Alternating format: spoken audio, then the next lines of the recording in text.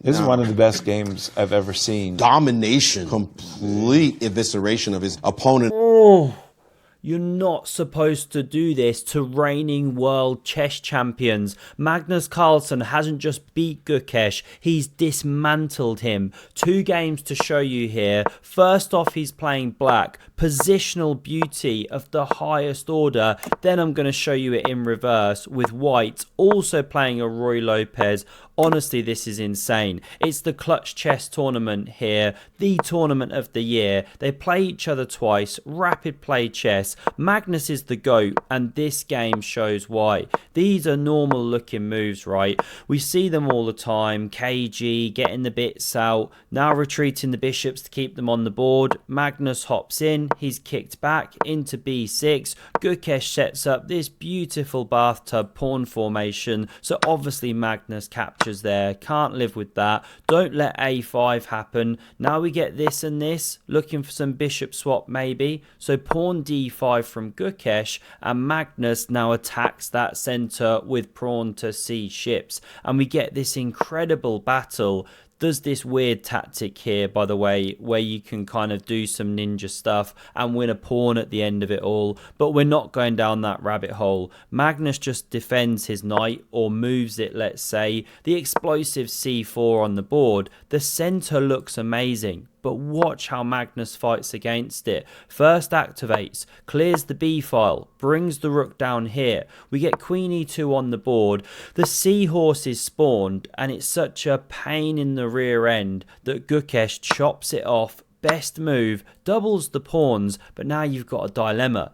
Do you take and play this structure? Who's better and why? Not entirely clear, but black has a little bit of an edge on the file first. This knight could maybe get here one day. White's going to try for this. Just a different game. Not played. The pawn structure stayed as was. Gukesh goes for this, and he just gets straight up outplayed. I mean, Magnus is not the kind of guy you want to go toe to toe with in a kind of fixed pawn structure, positional, maneuvering battle. He now takes and runs this c pawn faster than prime Yasser Serwan. Look at it go, and Gukesh just can't cope. It's defended, it's running. Knight d2 probably put up more resistance, but he plays this stinker, allowing the knight into g4, and when that happens, watch this, bishop h6 is on the way. But first Magnus tickles here, queen covering, now it's here. Queen has to move out the way unless you want a Botez gambit, not advised. These are the best players in the world. And bishop f4 threatens to win an entire knight because the pawn is pinned. You don't want to go moving the king because then the knight can crash through. Actually, not just yet. The rook's on the square, but you get the point. It's horrible. What happens if this? Rook b3. So we don't see that. We see knight h1. In the corner, is there anything forlorner? It's truly horrible. Magnus Carlsen just dismantling Gukesh, and after bishop h3, queen b4, the world champion resigns in 39 moves because he's just losing material. You know, you're about to take here, so what if you defend like this, let's say? Well, now rook b1, you're winning a queen, skewered to the king. Oh no, you're not, you say, because you block with the rook, but now there's that. And say you take back, there's this, and bring the second rook. Pawn still running, and you're in exchange ahead, and this knight is really a donkey at this stage. Just doesn't work. And what else to do? If takes, pawn takes, you're hitting a rook and a queen. What to do? This is a winning line as well. It's game over.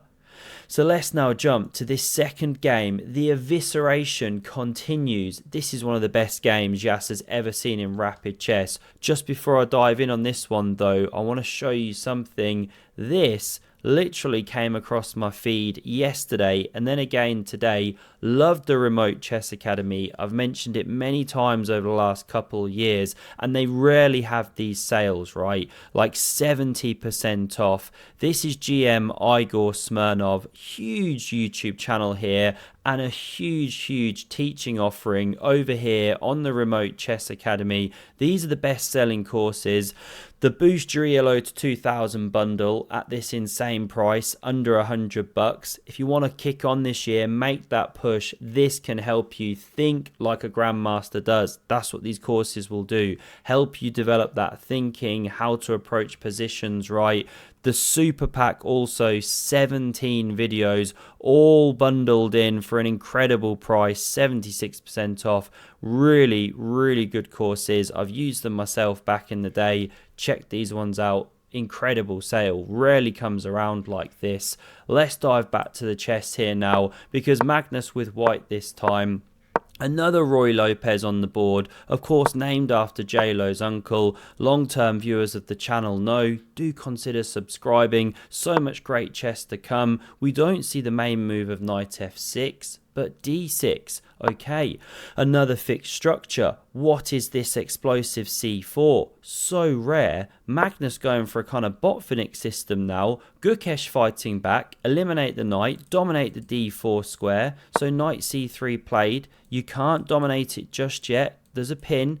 So this one was played. Beautiful horse box on the board, a real fodder horse. Now we see the bishop hit, and of course you take.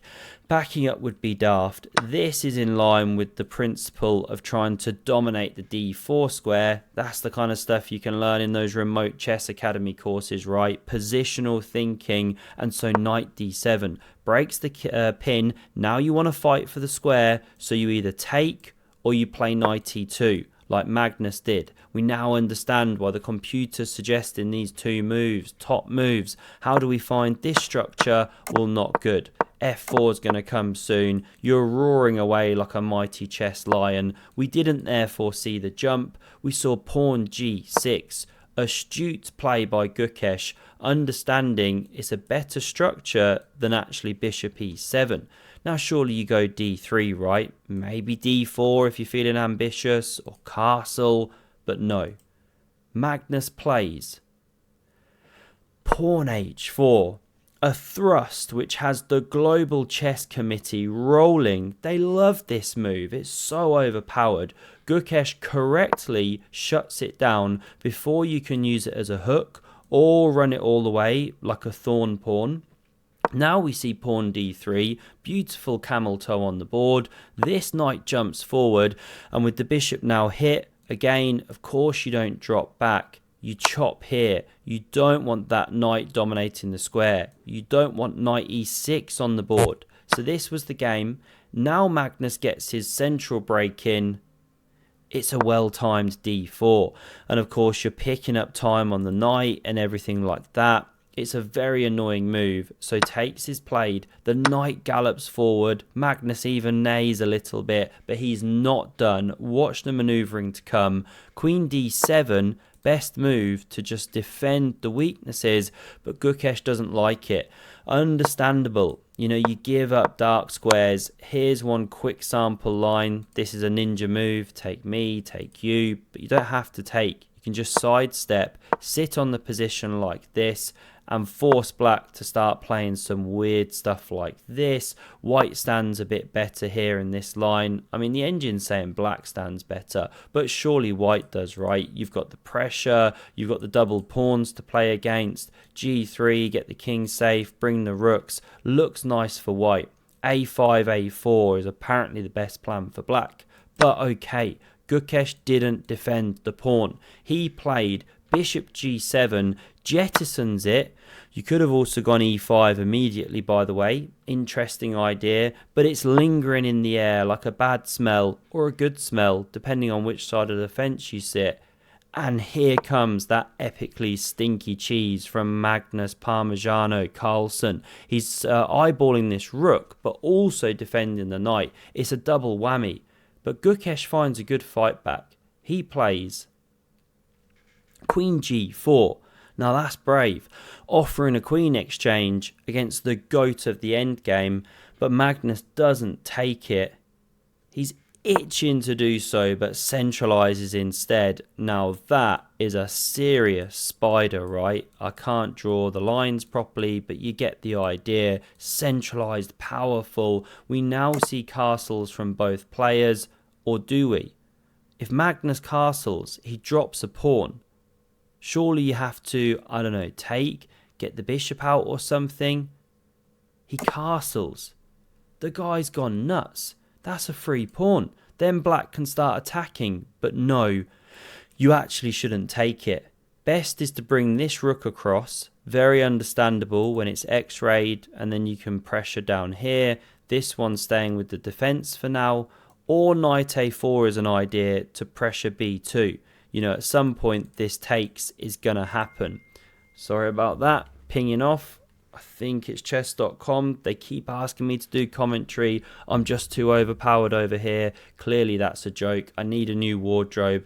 But Gukesh takes on h4. Doesn't find the top moves. Now Magnus takes here. Pawn recaptures. And bishop g5 is nice because it picks up a tempo. Gukesh goes for another queen exchange. Best move. But Magnus scythes on in with aplomb here. Hitting the rook. Hitting the pawn. We see this to pressure the knight. And x-ray threatened to take it. So Magnus now hits the queen, forces the exchange, and he just recaptures in time, cementing the knight on the outpost. Bishop's about to go. Knight can be hopping. It's positional sublimeness. Is that a word? I don't know. This knight hops forward. It's a lovely octopus, but it's not supported. Not on an outpost.